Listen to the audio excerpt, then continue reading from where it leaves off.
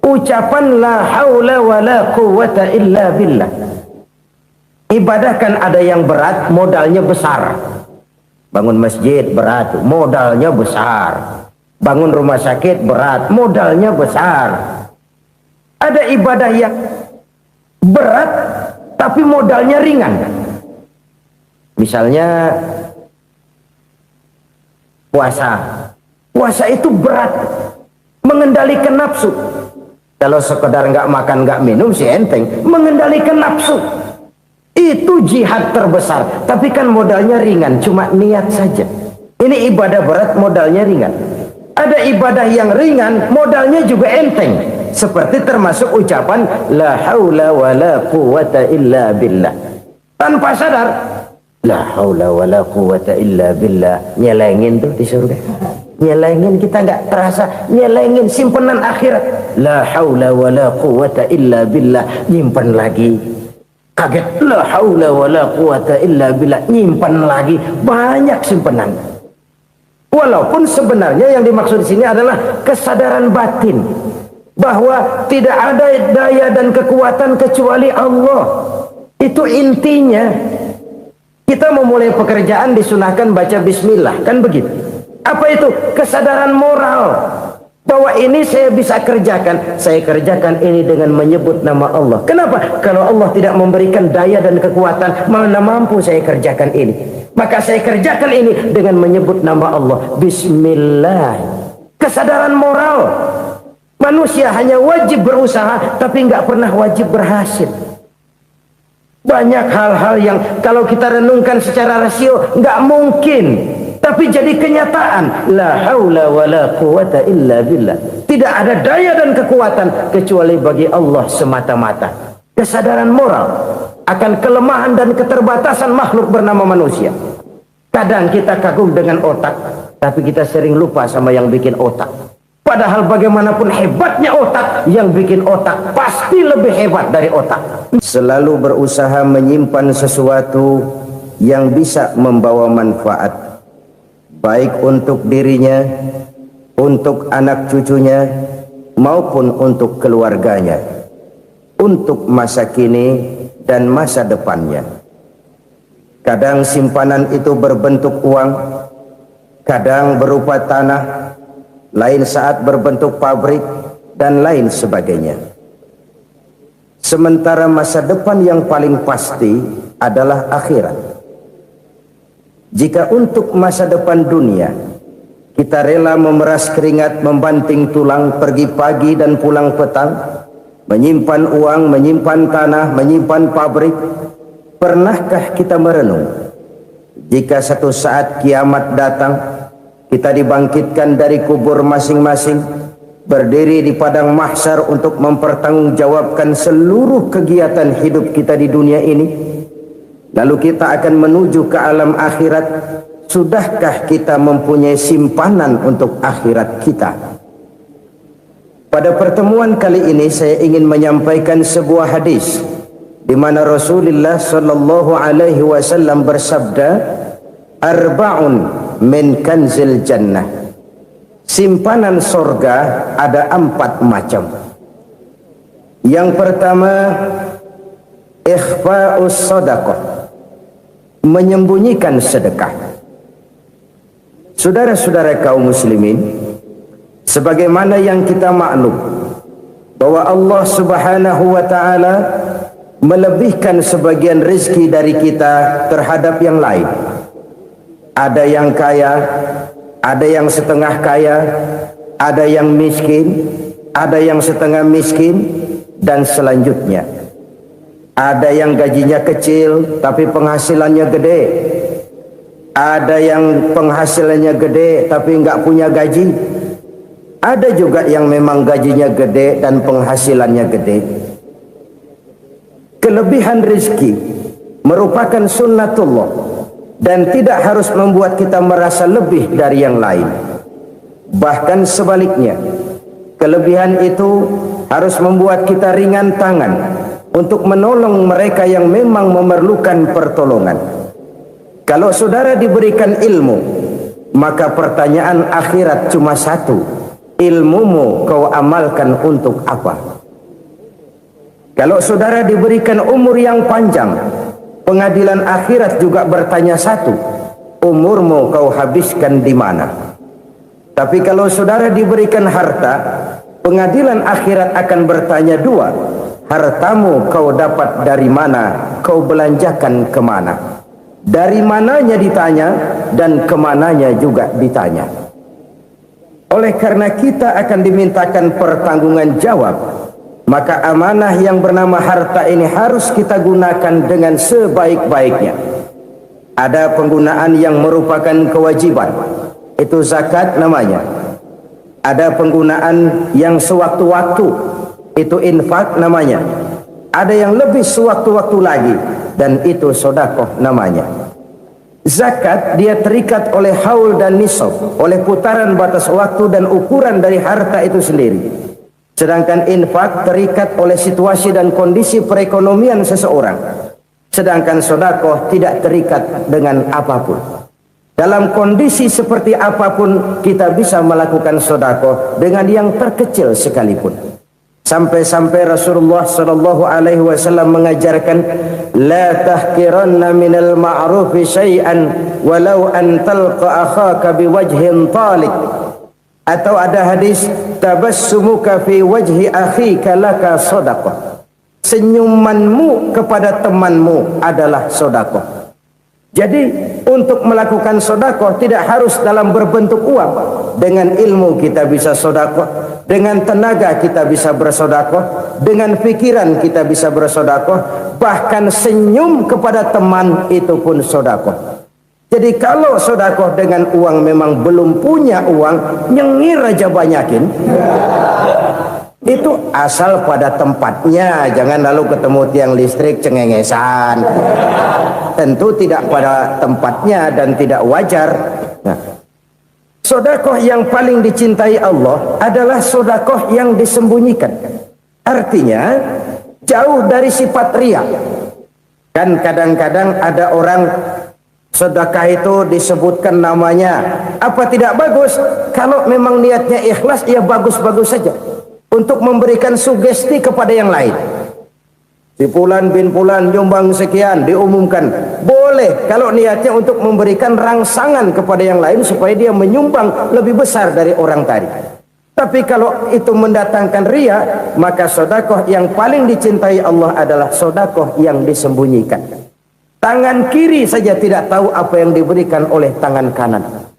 Sedekah yang dilakukan dengan ikhlas akan merupakan perbendaharaan surga, tersembunyi dari pandangan orang lain, tidak seorang pun tahu.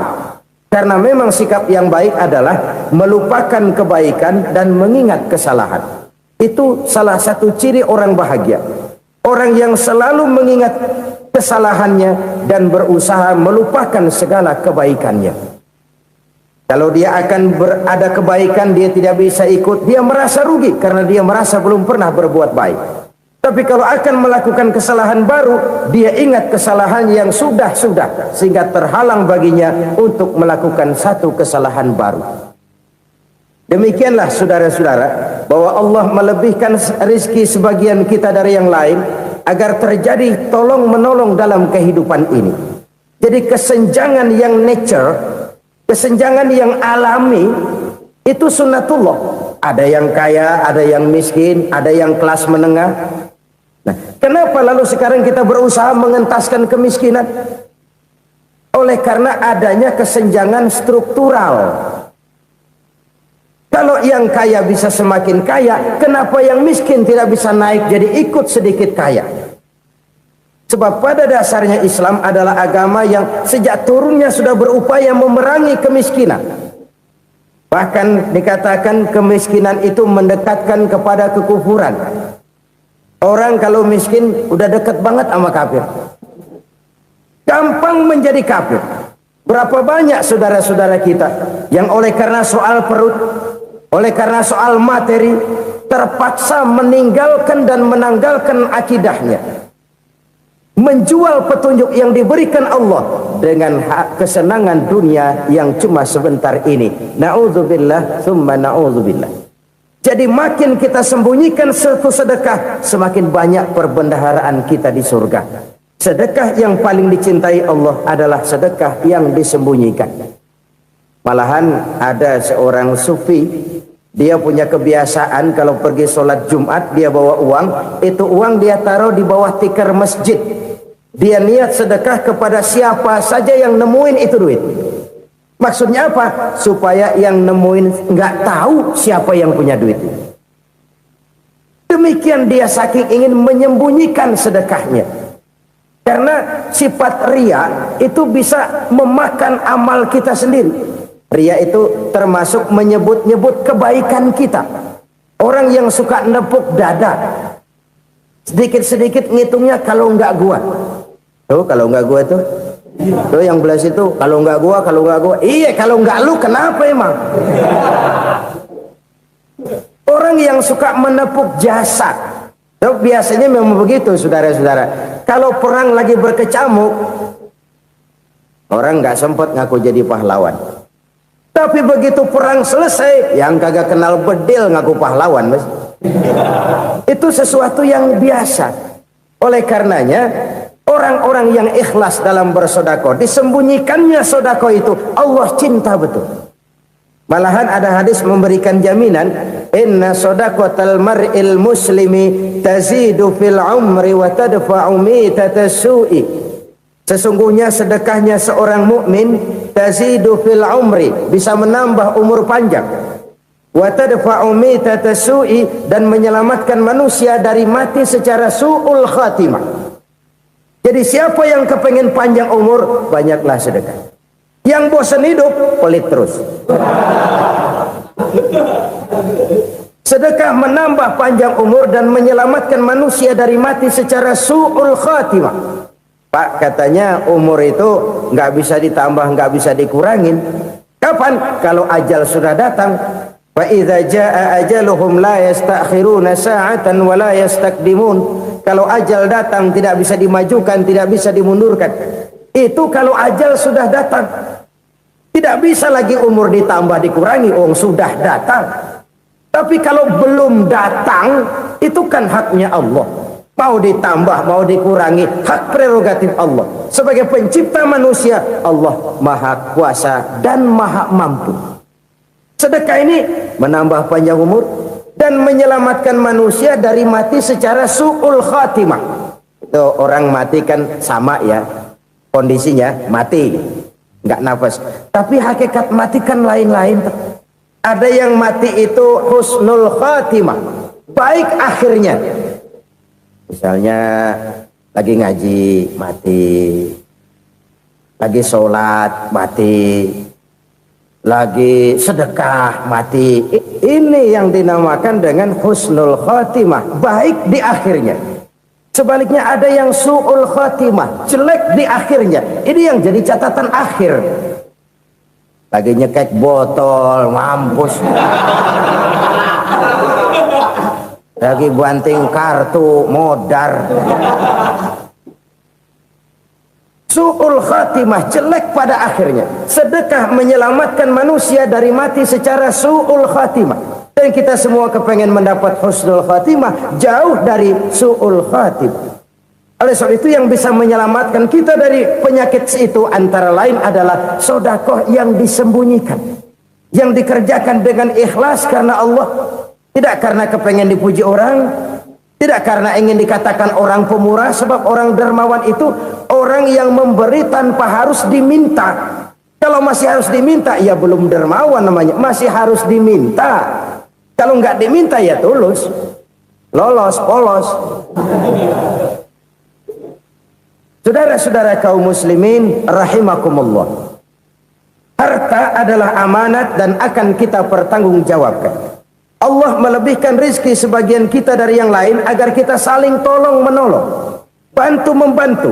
Nabi janjikan, siapa yang meringankan beban saudaranya muslim di dunia, Allah akan meringankan bebannya di akhirat nanti.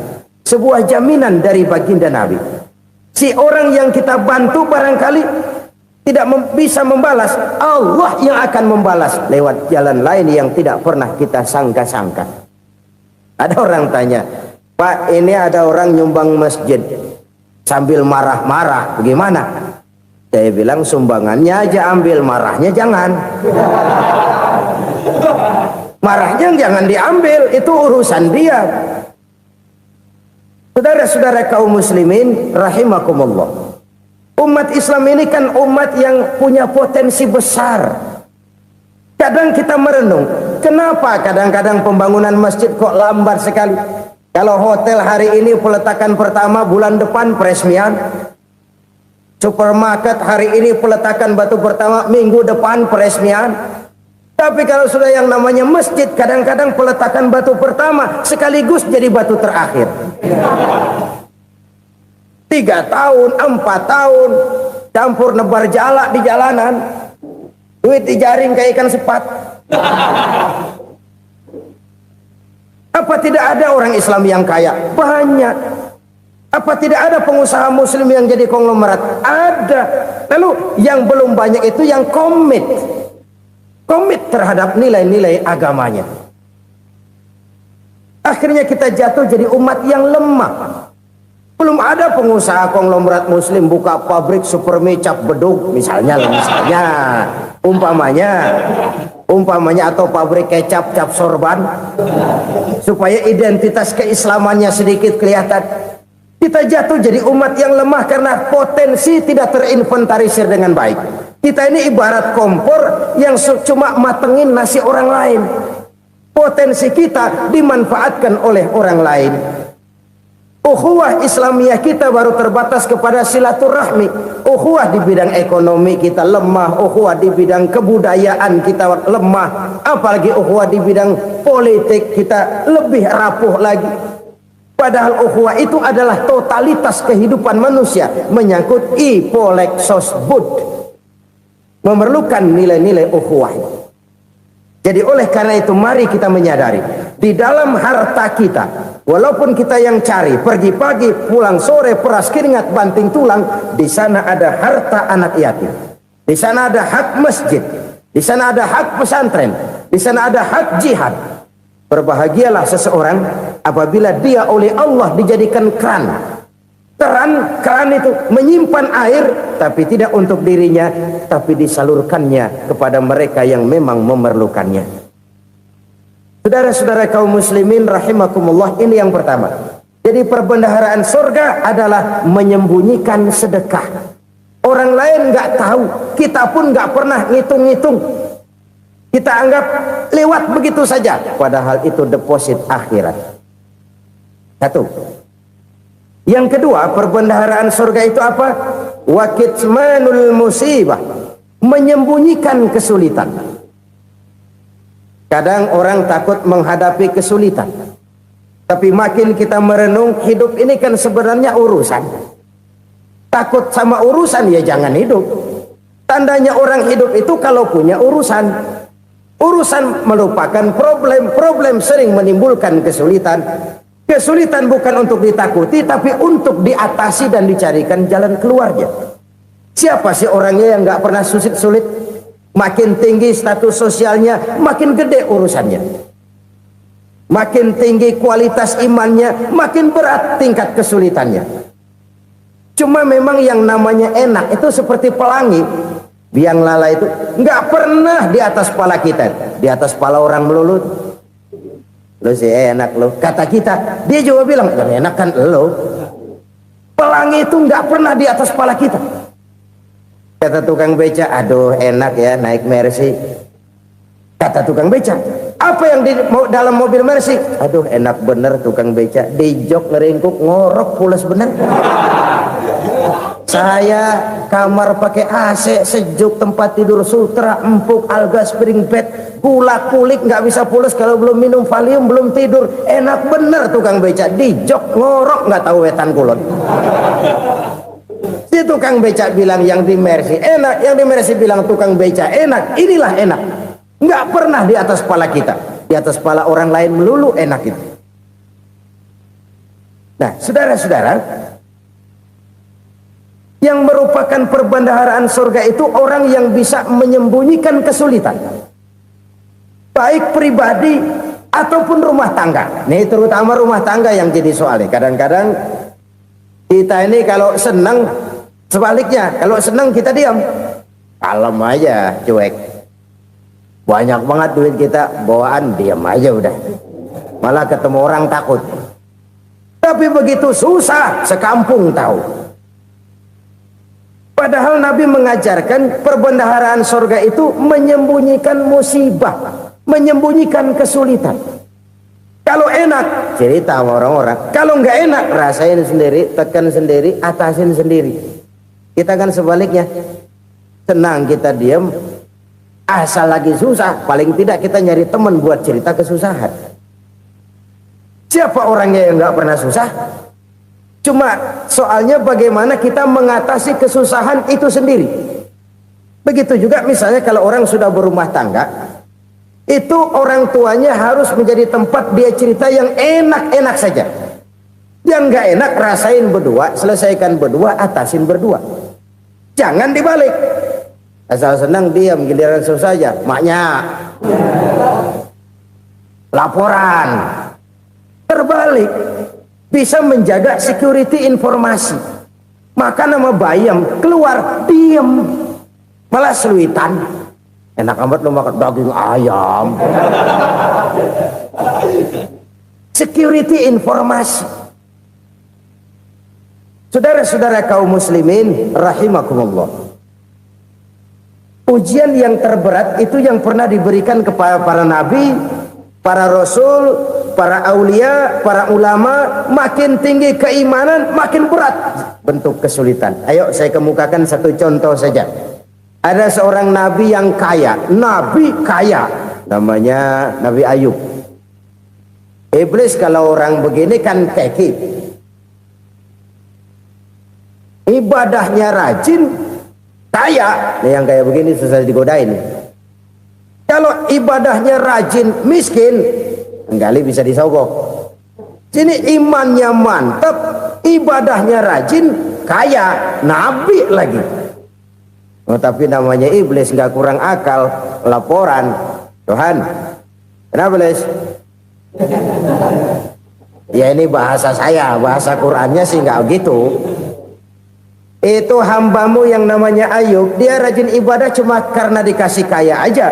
Coba kasih miskin dia, berhenti dia sembahyang. Ah, kamu bisa aja. Saya tahu Ayub itu hambaku yang ikhlas.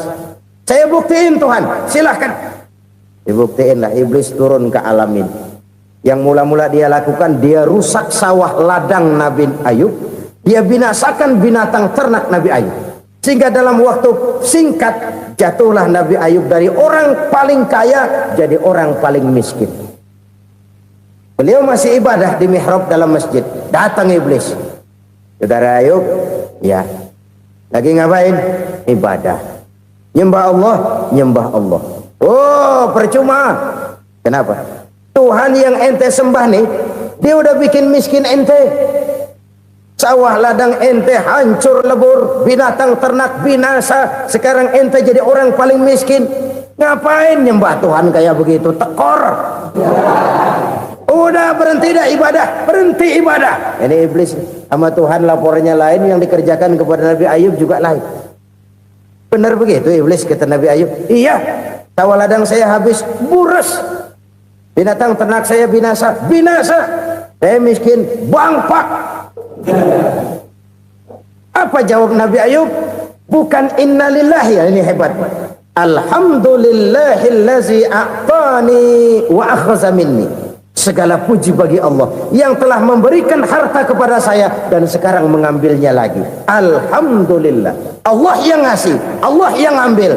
Itu mah urusan Allah. Iblis cuman ibadah jalan terus, sujud lagi Nabi Ayub. Iblis seleher gondok banget.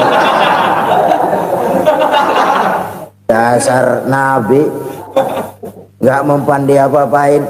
Miskin malah alhamdulillah. Allah yang ngasih, Allah yang ambil. Jadi kalau kita tidak komit, kita tidak terikat kepada kaya, miskin, senang, susah, apa yang bisa bikin kita susah? Jadikan kekayaan, kemiskinan, jadikan senang, susah sebagai anak buah yang bisa kita atur. Jangan kekayaan ngatur kita, jangan kemiskinan ngatur kita. Kita yang harus mengatur mereka. Senang, susah, kaya, miskin, bahagia, sengsara, jadikan itu anak buah yang bisa kita atur. Kalau sekarang kita kaya, lain saat boleh jadi kita miskin, semiskin-miskinnya. Allah yang ngasih, Allah yang ngambil. Tenaga mana yang bisa menghalangi? Ibadah jalan terus. Iblis makin gondok. Dasar nabi loh. Akhirnya apa? Nabi Ayub dikerjain, diberikan penyakit. Demikian fatal penyakitnya. Bayangin, udah miskin sakit. Masya Allah. Miskin sakit. Sakitnya nggak lama, kira-kira 16 tahun. Istrinya 3, 2 mental minta ceraiin.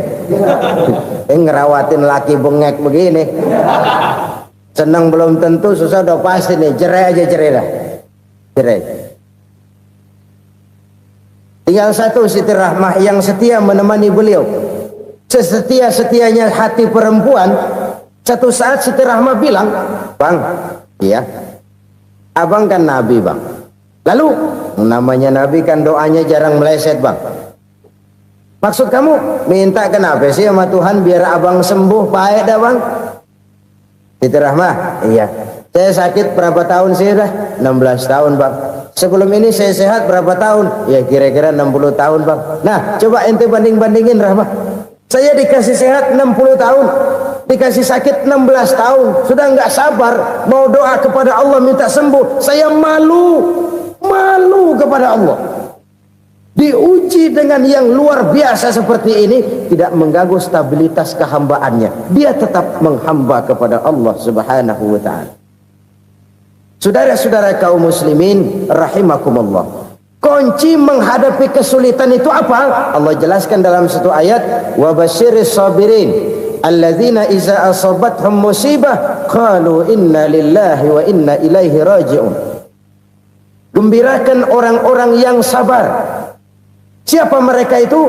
Yang apabila mendapat musibah mereka kembali kepada keyakinan dasar, segalanya dari Allah dan segalanya akan kembali kepada Allah. Ini konsepsi dasar dari sikap muslim dalam menghadapi berbagai kesulitan. Segalanya dari Allah, segalanya akan kembali kepada Allah. Kalau ini sudah kondisi dasarnya, maka kita akan lapang menghadapi kenyataan bagaimanapun pahitnya.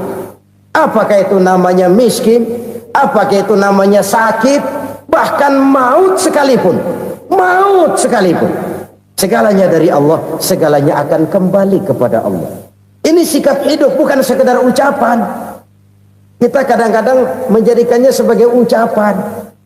Mulutnya sih nggak berhenti, innalillahi wa inna ilaihi raji'un, tapi nangisnya terus gerung-gerungan. Bukan itu, ini kesadaran moral. Kalau segalanya dari Allah, segalanya kembali kepada Allah, kan sebenarnya cuma nunggu giliran. Hari ini saya nyembayangin dia, entah hari apa saya disembayangin orang. Hari ini saya antar dia ke kubur, entah hari apa orang nganterin saya ke kubur. Hari ini saya tahlilkan dia, entah nanti kapan orang tahlilkan saya. Segalanya dari Allah, segalanya akan kembali juga kepada Allah. Oleh sebab itu saudara-saudara, kesulitan bukan untuk ditakuti. Kesulitan justru untuk diatasi, dicarikan jalan keluarnya. Dan tidak ada orang yang tidak pernah mendapat kesulitan. Tidak ada. Semakin tinggi status sosial, semakin tinggi kualitas keimanan, semakin besar juga tingkat kesulitan. Hanya saja bagaimana cara kita mengatasinya.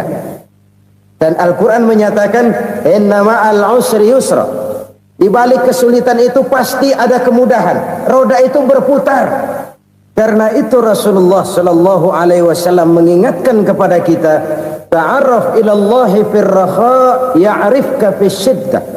Ingatlah kepada Allah di waktu kamu senang, supaya Allah ingat kepada kamu di waktu kamu susah. Kalau waktu senang kita ingat kepada Allah, kita susah, Allah tidak akan meninggalkan kita.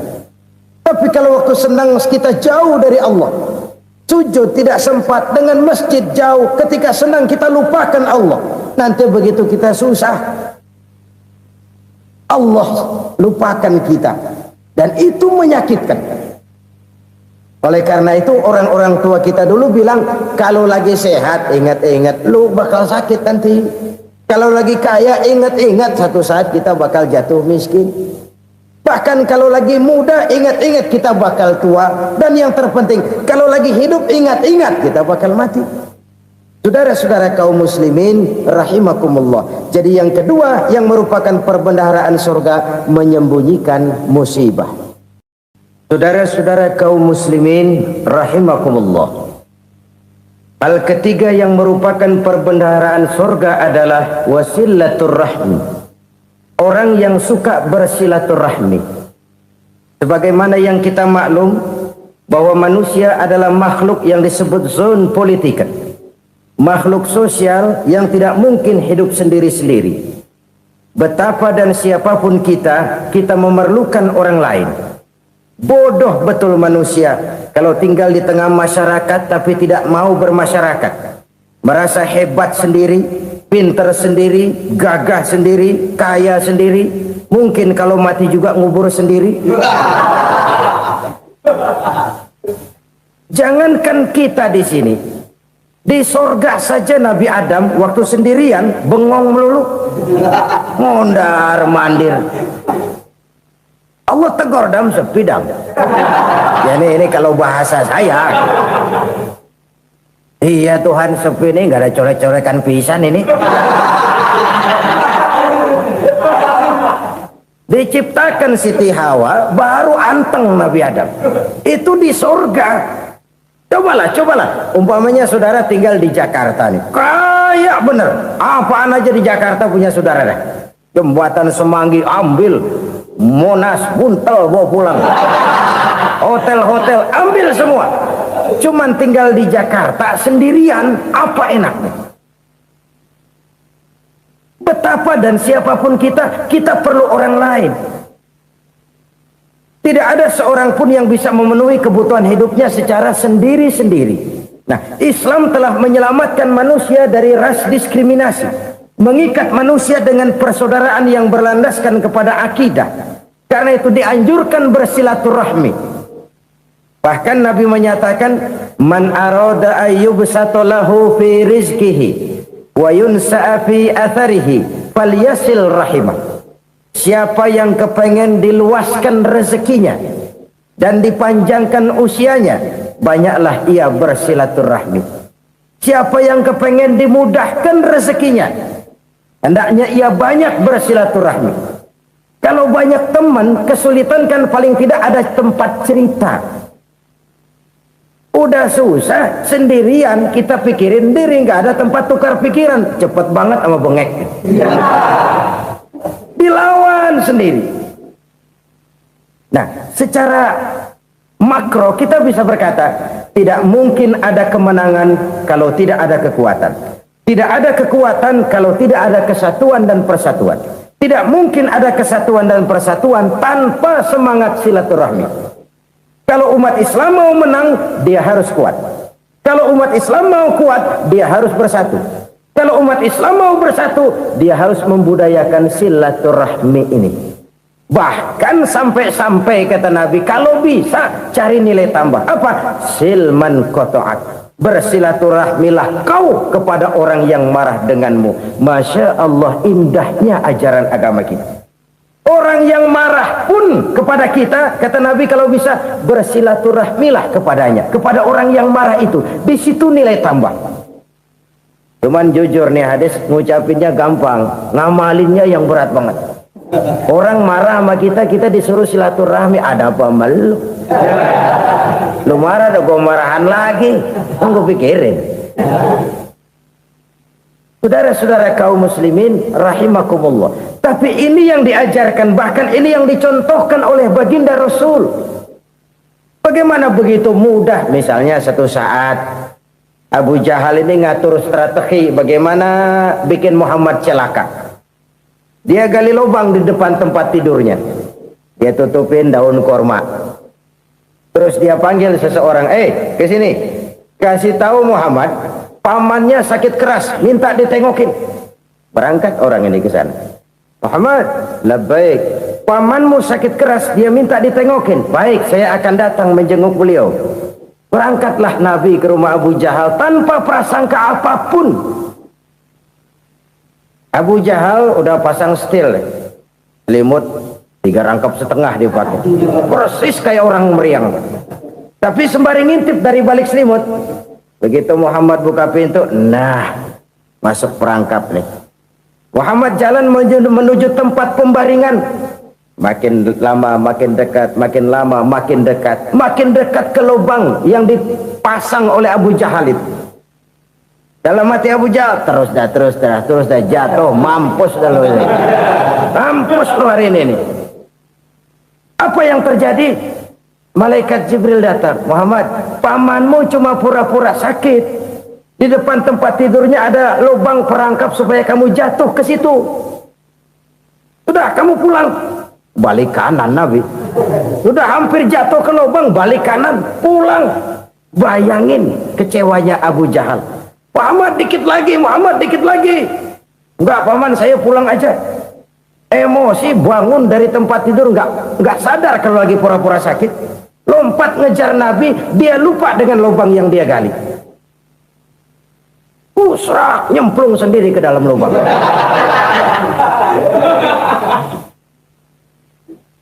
Nabi terus berlalu. Ini terjadi keanehan.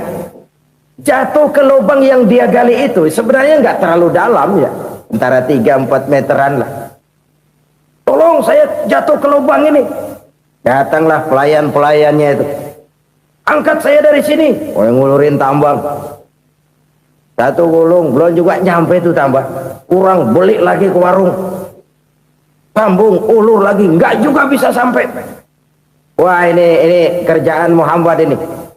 Tolong, siapa salah seorang kamu ke rumah Muhammad, kasih tahu encangnya kecebur. Minta ditolongin.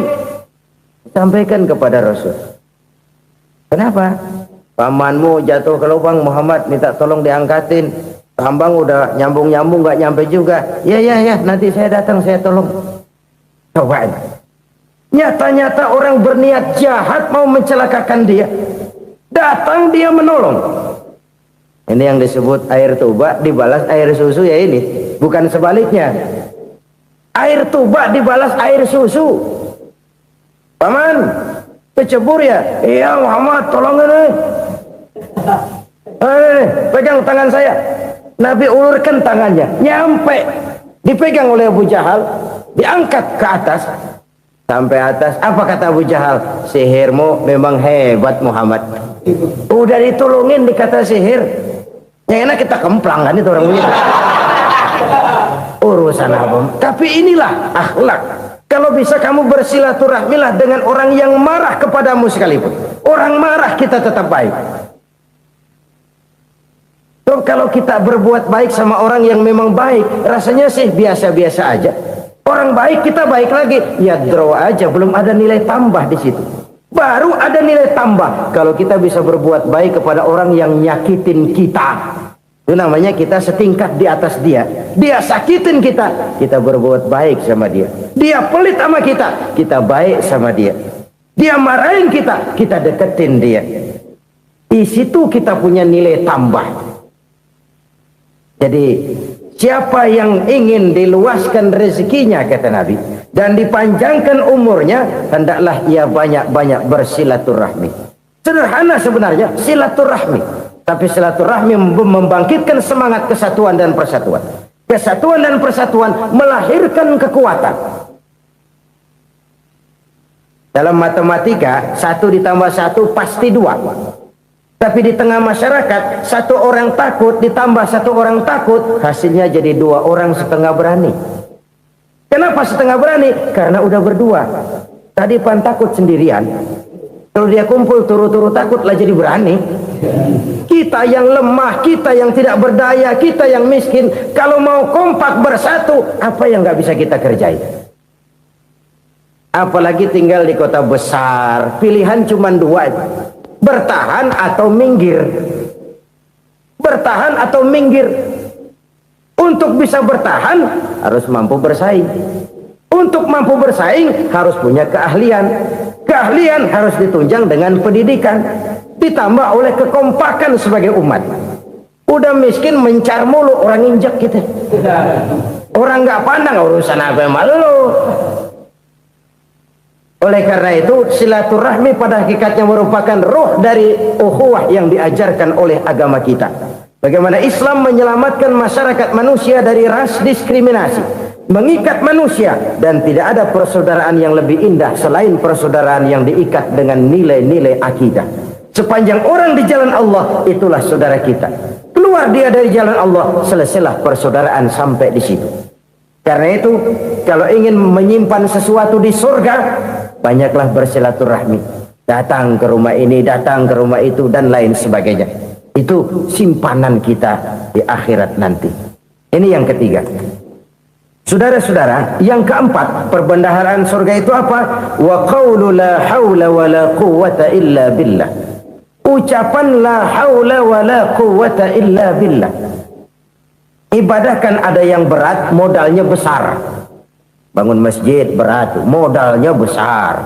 Bangun rumah sakit berat, modalnya besar. Ada ibadah yang berat tapi modalnya ringan. Misalnya puasa. Puasa itu berat, mengendalikan nafsu. Kalau sekedar nggak makan nggak minum sih enteng, mengendalikan nafsu itu jihad terbesar. Tapi kan modalnya ringan, cuma niat saja. Ini ibadah berat, modalnya ringan. Ada ibadah yang ringan, modalnya juga enteng. Seperti termasuk ucapan la haula wa la quwwata illa billah. Tanpa sadar, la haula wa la quwwata illa billah, nyelengin tuh di surga. Nyelengin, kita nggak terasa nyelengin simpenan akhirat. La haula wa la quwwata illa billah, nyimpen lagi.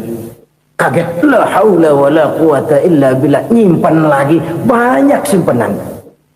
Walaupun sebenarnya yang dimaksud di sini adalah kesadaran batin bahwa tidak ada daya dan kekuatan kecuali Allah. Itu intinya. Kita memulai pekerjaan disunahkan baca bismillah, kan begitu? Apa itu? Kesadaran moral bahwa ini saya bisa kerjakan. Saya kerjakan ini dengan menyebut nama Allah. Kenapa? Kalau Allah tidak memberikan daya dan kekuatan, mana mampu saya kerjakan ini. Maka saya kerjakan ini dengan menyebut nama Allah. Bismillah. Kesadaran moral. Manusia hanya wajib berusaha, tapi nggak pernah wajib berhasil.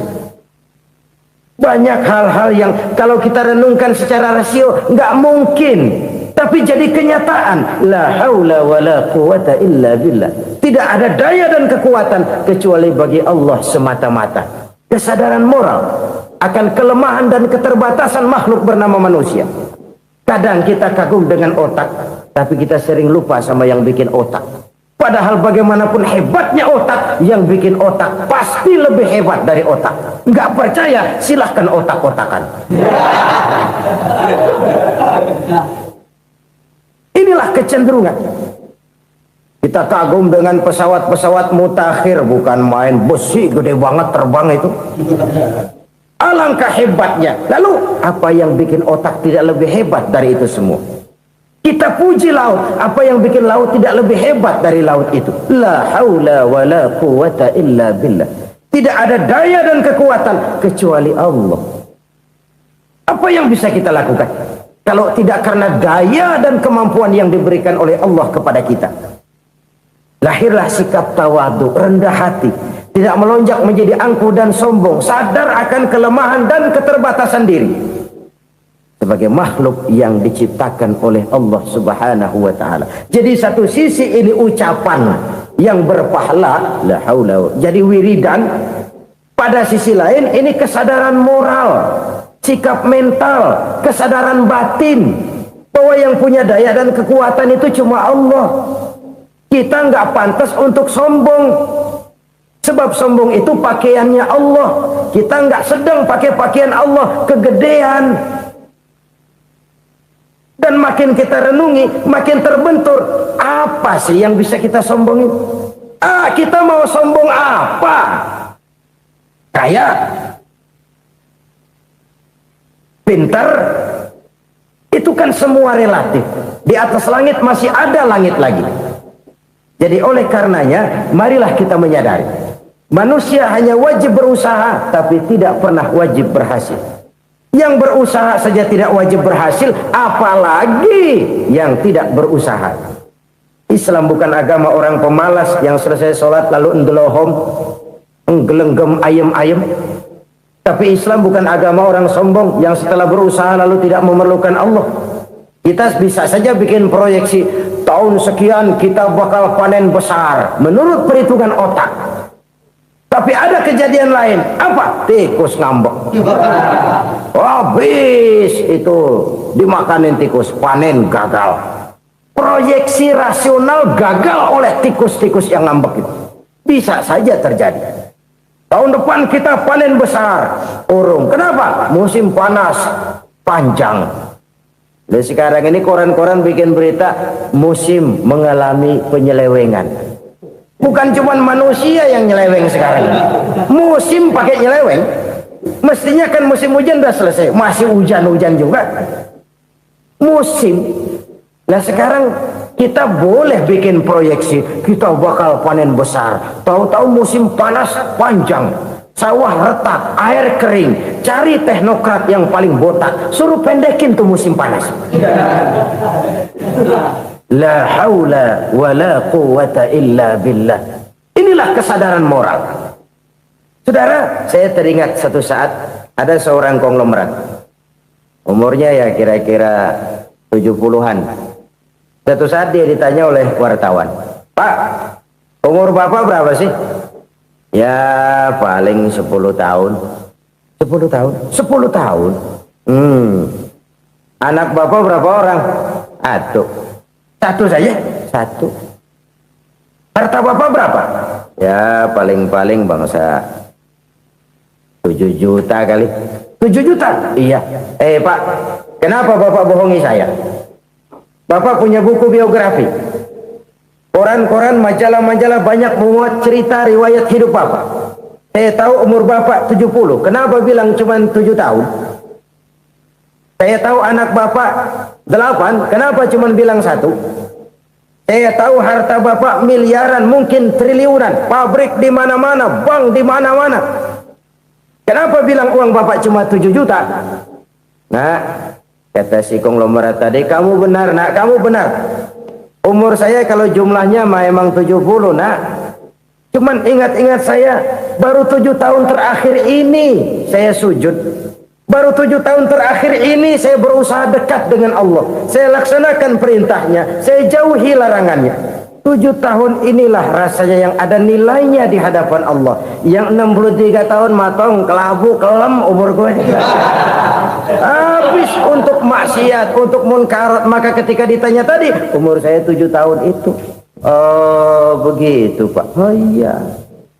Lalu anak Pak, anak Bapak kan 8. Kenapa bilang cuma 1? Nah, kalau jumlah hitungannya memang anak saya 8.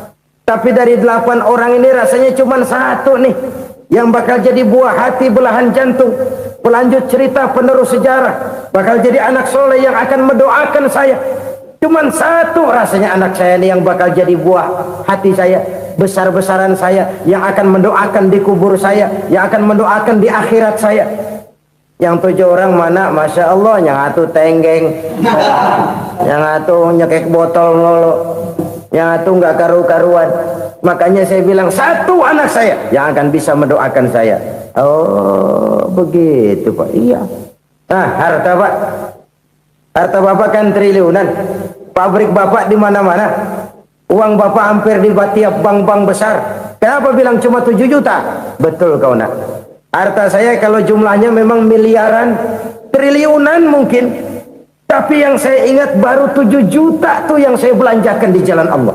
Saya nyumbang masjid, saya santuni yatim piatu, saya bantu pembangunan pesantren, saya bantu pembangunan rumah sakit Islam. Itu yang akan saya bawa pulang ke akhirat, yang 7 juta itu. Yang triliunan itu nanti akan direbutkan oleh anak-anak saya sebagai waris saya. Jadi harta saya 7 juta itu yang bakal nemenin saya di akhirat, yang akan saya bawa pulang jadi teman saya. Saudara-saudara kaum muslimin, jangan-jangan orang tua itu adalah kita-kita ini. Jangan-jangan kita-kita ini adalah orang tua itu. Jangan-jangan itu potret dari diri kita masing-masing. Dari sekian umur yang diberikan Allah, berapa tahun yang ada nilainya di hadapan Allah? Dari sekian anak-anak yang merupakan amanah, berapa yang akan mendoakan kita sebagai orang tuanya menjadi anak soleh? Dari sekian banyak harta yang diberikan Allah, berapa yang akan kita bawa pulang menghadapnya nanti, yang kita belanjakan di jalan Allah? Ini sebuah potret kehidupan. Karena itu kita kembali kepada la haula wa la quwwata illa billah.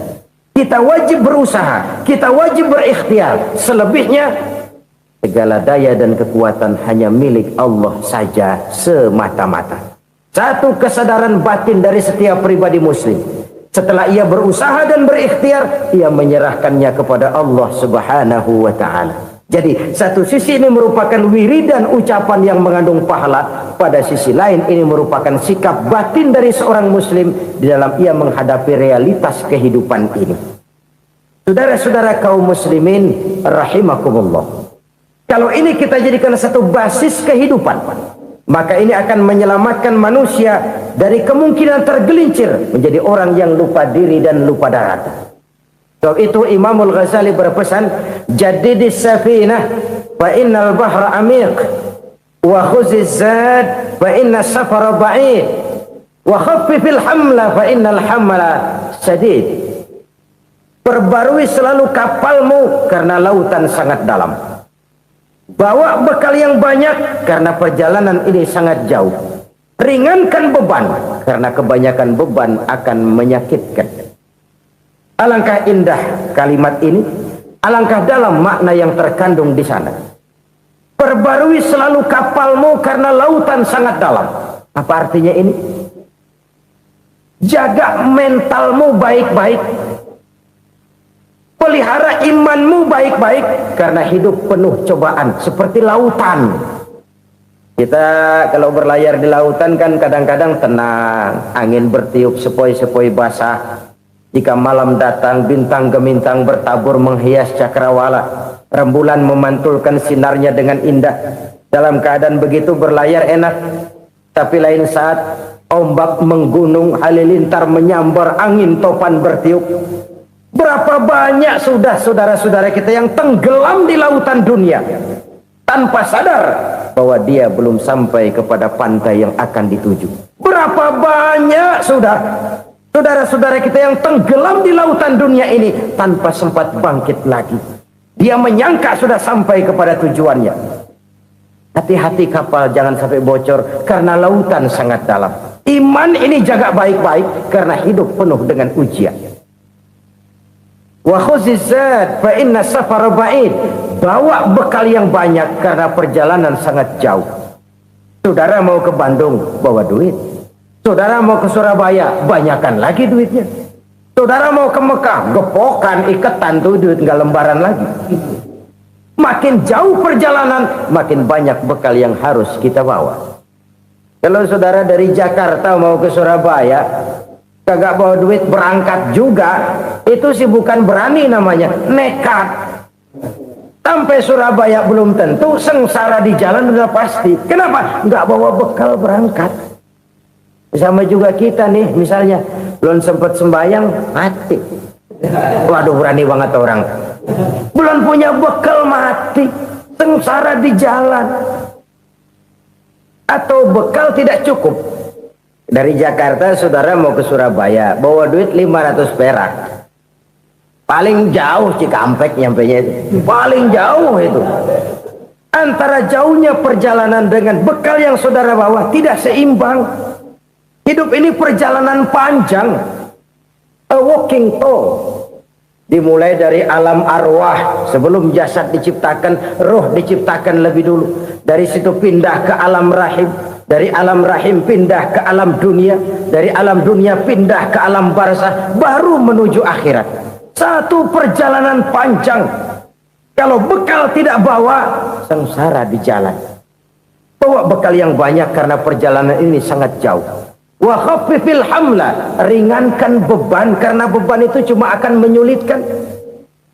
Kalau bekal itu sih keperluan, tapi beban nggak kita perluin, coba ngeberat-beratin. Apa ini beban? Dosa, kecurangan, kebatilan, kezoliman, ketidakadilan, kesewenang-wenangan. Itu akan jadi beban kita di akhirat. Alangkah celakanya, perjalanan panjang, bekal tidak bawa, beban kelewat banyak, alamat sengsara di jalan. Pahala tidak ada, dosa berlipat ganda. Na'udzubillah, summa na'udzubillah. Kalau kita rangkum nasihat Al-Ghazali dengan kisah si konglomerat tadi, kita akan mengambil kesimpulan. Pertama, bekal terbaik dalam menghadapi gejolak kehidupan ini tidak lain adalah iman. Yang kedua, pahala dan dosa. Dua hal kontroversial. Pahala adalah bekal, dosa adalah beban. Tapi kita sekarang kan tidak begitu terangsang kepada yang abstrak. Orang berlomba mencari yang konkret-konkret saja, yang real. Kalau memang dosa, benjol dong, kira-kira begitu. Kira-kira begitu. Persis orang Yahudi dulu. Orang Yahudi itu kan pernah minta kepada Nabi Musa, ya Musa, lan nu'mina laka hatta narallaha jahrah. Musa, kami nggak bakal mau beriman kepada Allah kalau belum kami lihat Allah ada nongkrong di depan kami. Kalau memang Tuhan ada, taruh dong di depan kami. Mau yang konkret-konkret saja. Kalau memang dosa, benjol dong. Kalau memang pahala, berasa dong. Orang terangsang kepada yang real, yang konkret-konkret saja. Karena itu, untuk mengejar dosa, orang mau bayar. Tapi untuk mengejar pahala, walaupun tidak bayar, orang segan. Ini yang dikatakan oleh Nabi, kamu mengharapkan ke surga, tapi kamu berat melaksanakan sesuatu yang bisa membawa kamu ke surga.